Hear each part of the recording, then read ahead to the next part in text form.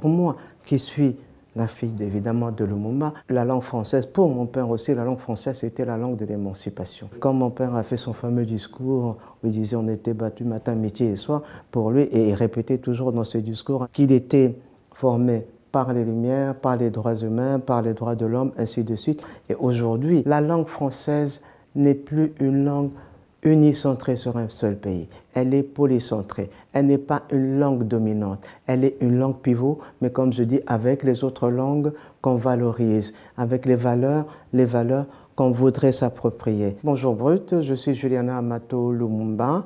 Je suis candidate à la fonction de secrétaire général de l'Organisation internationale de la francophonie. La langue française, d'abord, je l'ai appris en Égypte. Ben oui, je suis arrivé là-bas, j'avais 5 ans. Et je l'ai appris en Égypte à Notre-Dame-des-Apôtres. Et c'était une école française. Quelques mois avant l'assassinat de mon père, il savait qu'il allait partir. Et donc, il cherchait un lieu pour sécuriser sa femme et ses enfants. Et c'était les années 60, évidemment.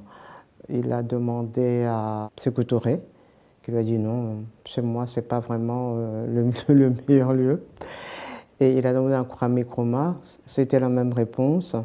Et tous les deux lui ont dit, écoutez, on pense que c'est en Égypte, chez Gamal Abdel Nasser, vraiment c'est un lieu sûr. Le président égyptien a accepté, mon père a accepté d'envoyer femme et enfants.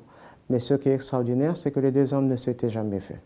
Ils se connaissaient, mais comme ce sont des hommes qui partageaient les mêmes valeurs pour la souveraineté, pour l'indépendance, du panafricanisme, ainsi de suite, ils se sont fait confiance. Et on a grandi en Égypte. Pour moi, on aimait la langue française dans cette école. On avait liberté, égalité. Et bon, on avait des concours en classe en français. Bon, quand on faisait nos excursions d'école, 1 kilomètre à pied. Ça use, ça use. Donc on chantait ça. Et même jusqu'aujourd'hui, quand je vais à l'église, bon, on a toujours les mêmes chansons. Donc on avait une fascination pour la littérature et surtout pour ce que cela représentait pour nous quand on était petits. J'ai 9 projets neufs, comme je dis, pour une francophonie neuve. Et surtout, je voudrais que la création d'une biennale des rencontres interculturelles francophones, parce que nous avons une telle diversité, une telle richesse de toutes ces cultures.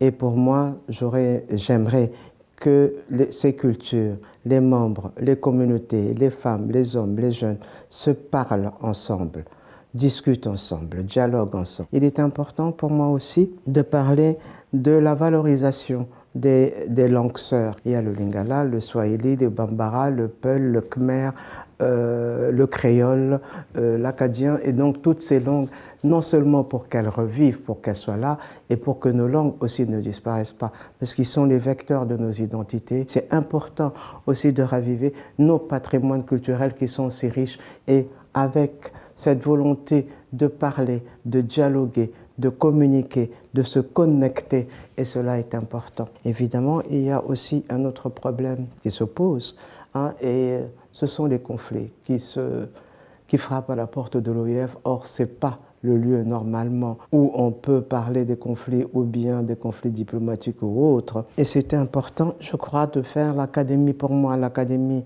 francophone de la paix et du bien vivre, pour de prévention et de résolution des conflits. Beaucoup de personnes m'ont déjà parlé et m'ont déjà demandé le conflit entre le Rwanda. Justement, j'allais y venir. Le secrétaire général actuel de l'organisation, c'est une Rwandaise. Oui. Le fait que vous soyez congolaise. Et je suis congolaise. Voilà. Ma candidature n'est pas une candidature qui est dirigée contre un pays ou contre une personne. La secrétaire actuelle, Madame Louise Michikwabo, est venue par engagement. Elle a effectué ses 2 mandats. Je respecte son travail, mais moi, ce que j'appelle à une redynamisation de la francophonie, une francophonie des peuples, avec des peuples, pour le peuple.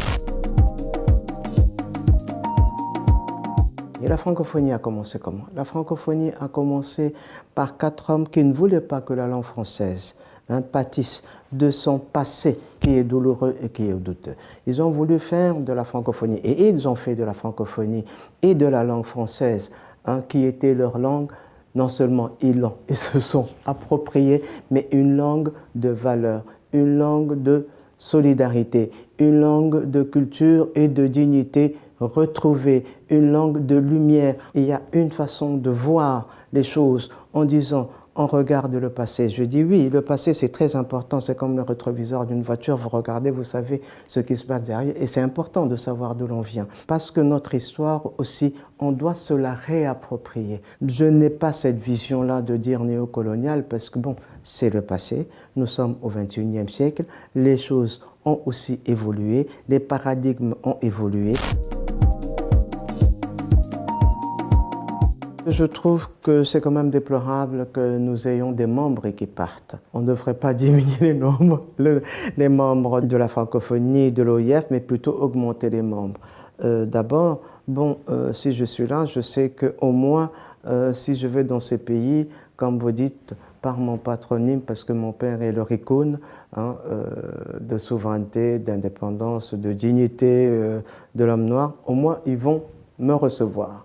Et ce qui est important, comme je dis, c'est écouter, c'est dialoguer et savoir pourquoi sont-ils partis. Est-ce qu'ils sont partis pour l'EF? Est-ce qu'ils sont partis pour d'autres raisons? Ils sont partis parce que c'était une dignité froissée. On va parler, on va discuter, on va s'entendre et on va voir après de quoi s'agit-il. Évidemment, ça serait très intéressant s'ils pouvaient revenir à la francophonie. Surtout qu'il y a parmi eux le Niger, qui est un des pays qui est à la base fondateur de la francophonie.